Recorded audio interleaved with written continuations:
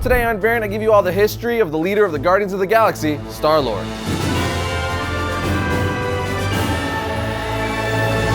Welcome to Variant, where we love comics more than I want Baby Groot to be my best friend. I'm your host, Arris. Before we dive into today's episode, I want to take a second to thank all of you. Why? Because this week, Variant is hitting its 5-year anniversary.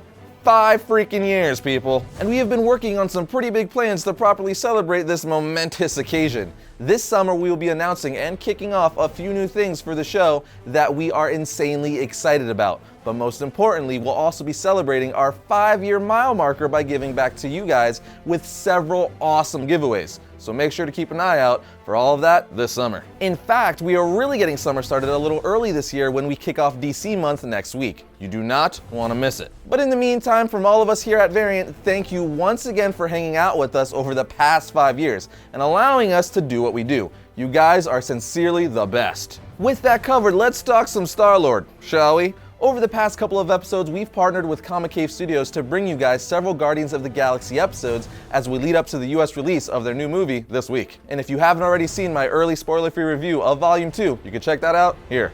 But we have yet to talk about their most popular member, Star-Lord. So today, I'm gonna fix that just in time for the new movie.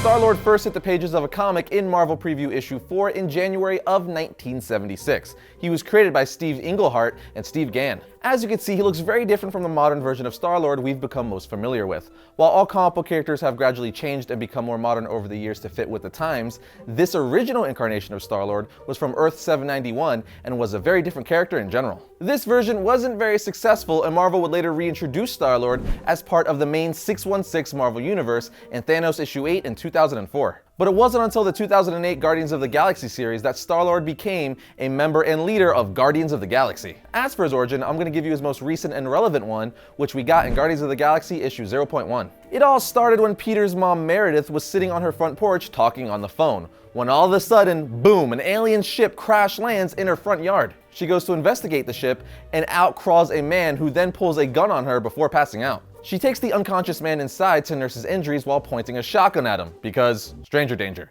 Duh.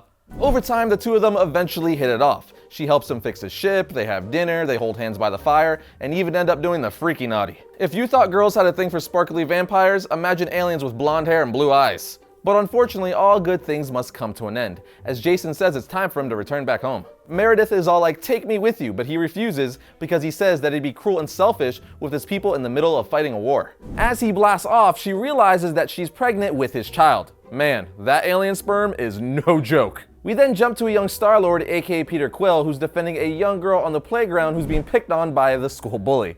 Peter then literally slaps the bully right in the face for picking on her, which is more than deserved. After school, while Peter's home washing up for dinner, 2 aliens who are members of the Badoon race appear at Peter's house and kill his mother while he's washing up. They then proceed to search for Peter in the house, but Peter finds his mom's shotgun and puts a round in both their chests, while screaming, "Eat lead, alien scum!"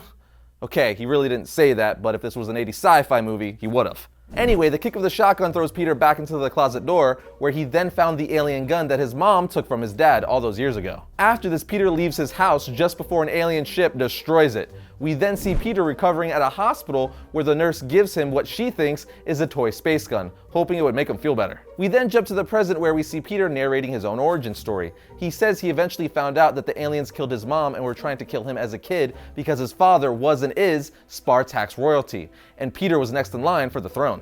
As such, he was bequeathed this one-of-a-kind weapon from his father, which is a weapon of the elements. And as soon as the Badoon heard about Peter, they came to kill him. They thought they did kill him and stop the bloodline, but they didn't.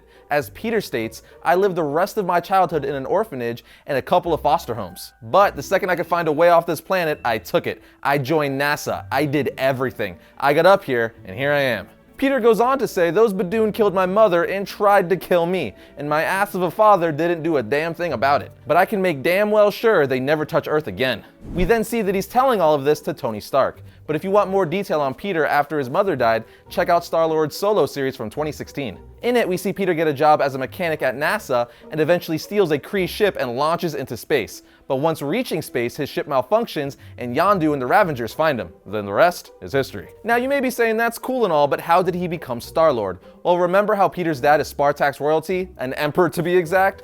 When he eventually meets his dad, he tells him, "You are the Star-Lord of Spartax. That is your birthright." So even though Peter doesn't want to take his place as the firstborn of the Spartax Empire, he's Star-Lord nonetheless. Now with his origin out of the way, let's talk about how he formed the Guardians of the Galaxy, which took place during the 2008 Annihilation Conquest storyline. In it, Quill ended up with two options: imprisonment by the Kree, or form a team that would carry out missions for the Kree. Clearly he chose the latter and formed the Guardians of the Galaxy. The team originally consisted of Star-Lord, Adam Warlock, Quasar, Rocket Raccoon, Gamora, and Drax the Destroyer. The kicker is that none of them joined the team on their own accord. Star-Lord had to have Mantis telepathically nudge them to join his team. Anyway, this group of heroes was formed to oppose the Phalanx conquest of the Kree system and to prevent any further catastrophes and nonsense from ever occurring. And because Nova is an ally and such a good guy, he recommended that the group set up their base of operations at the space station Nowhere. What better way to throw people off than by saying you live nowhere?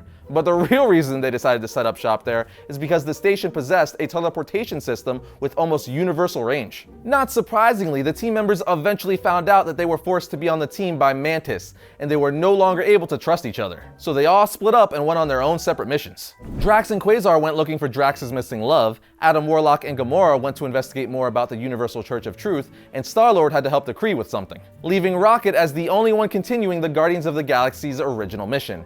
During this time, Rocket also recruited new members to the team, like Groot, who you were probably wondering when he came into the picture, but also Bug, Mantis, and Major Victory. Throughout the team's history, the members of the Guardians of the Galaxy has had a wide variety of members, including characters like Iron Man, Thing, Captain Marvel, Angela, and so on. But the core members are usually the same, which are Star-Lord, Gamora, Rocket Raccoon, Groot, and Drax the Destroyer. As for what Star-Lord has been up to more recently, during the Thanos Imperative, Death begins destruction of the Cancerverse, but most of the Guardians are teleported away in time while Star-Lord and Nova remain behind to ensure that Thanos does not escape, sacrificing themselves for the greater good of the universe. Because they're stand-up guys. Then, even more recently, Peter has returned from the Cancerverse and is yet again leading the Guardians of the Galaxy, consisting of Gamora, Rocket, Groot, and Drax. And during a trip through space, Tony Stark joined the team for a bit. Angela also joined the team after being displaced from her own universe. Of course, once this happens, some cool action and shenanigans ensue. And for those of you wondering, yes, this is the same Angela that Neil Gaiman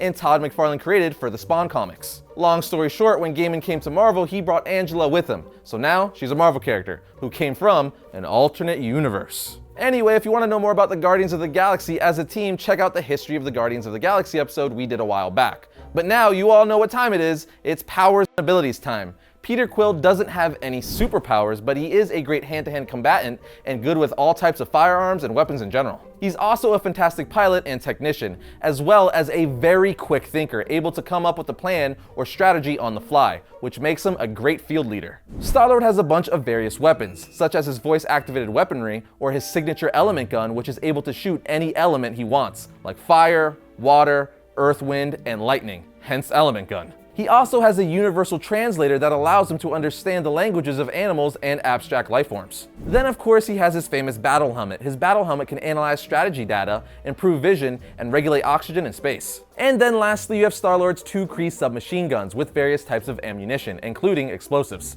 As for reading recommendations, you have Guardians of the Galaxy Volume 1 Legacy, Guardians of the Galaxy Volume 1 Cosmic Avengers, Legendary Star-Lord Volume 1 Face It, I Rule, and Annihilation Conquest Star-Lord. That should be enough to get you guys started.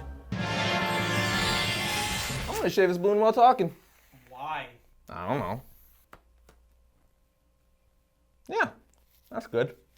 Are you sick of choosing between overpriced razors and low-quality plastic disposables? Dollar Shave Club has your solution. Their razors provide high quality, close to the shave price for disposable. DollarShaveClub.com delivers amazing razors right to your front door for a fraction of the price that I used to pay.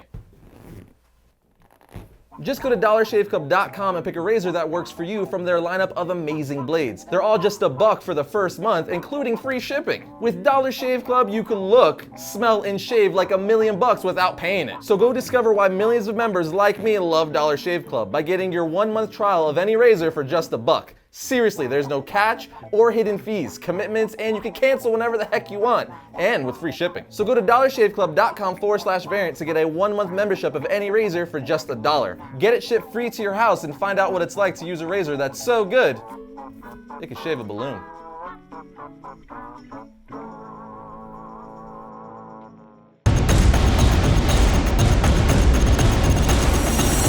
First up for May 3rd, we have Secret Empire Issue 1. It's been building for months, but the moment has arrived for Steve Rogers to step into the light and declare his allegiance to Hydra. Next, we have Black Bolt Issue 1. This is the King of the Inhumans' first solo series, so if you love Black Bolt, you're gonna want to read this title. And finally, we have Batman Issue 22. This is the Button Part 3. If you read the last issue, you know something pretty crazy happened on the last panel.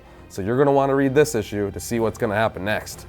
And that's gonna bring another episode of Variant to a close. But if you like today's episode, be sure to subscribe to the channel and then hit the little bell next to it so you're notified every time we upload a new video. But as always, you can like our Variant Facebook page to keep up with the show and all things comic related. You can also follow Variant on Twitter @VariantComics or me on Twitter @Arris_Quinones. But I'll see you guys next week when I talk about all things comics. His battle helmet can analyze strategy data. Now you may be saying that's cool and all, but how did he become Star-Lord? That's cool and all, but how did he become Star-Lord? Well, remember how Peter's dad is a Spartax royalty and an emperor to be exact? Well, he eventually meets his dad and tells him, hey, you're Star-Lord of Spartax.